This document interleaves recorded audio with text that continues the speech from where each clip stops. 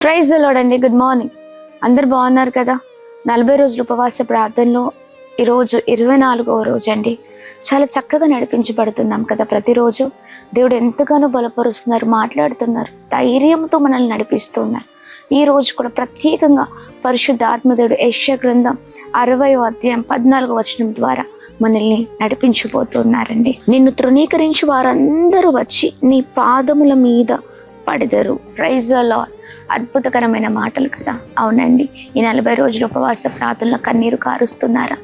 శత్రు నిన్ను పతనం చేయాలని, శత్రు నిన్ను నాశనం చేయాలని, లేదా నీ మీద అనేకమైన నిందలు, అవమానాలు, పోరాటాలు తీసుకుని వస్తున్నాడేమో. నిన్ను ఒంటరిగా చేస్తూ నీ జీవితంలో అంతా నిన్ను ఒంటరిగా ఉంచాలని అనుకుంటున్నాడేమో. నీ కుటుంబాన్ని కూడా ఒంటరిగా చేస్తూ నీ జీవితంలో ఇక నువ్వు ఎదగకుండా చేయాలనుకుంటున్నాడేమో. కానీ దేవుడు నిన్ను తృణీకరించి వారు ఎవరైతే ఉన్నారో వారు నీ పాదాల మీద పడేటట్లుగా చేస్తారండి. ఇది ప్రభు ఇస్తున్న వాగ్దానం. అధైర్యపడకండి, ధైర్యంగా ఉండండి. ఇక మీ కన్నీళ్ళు తుడబడబోతున్నాయి, గొప్ప కార్యాలు చూడబోతున్నారు. ఆ నిందలు, అవమానాలు, ఆ పోరాటాలన్నిటిపైన ప్రభు విజయం ఇవ్వబోతున్నారు. నమ్మండి, విశ్వసించండి, ప్రార్థించండి. May God bless you all.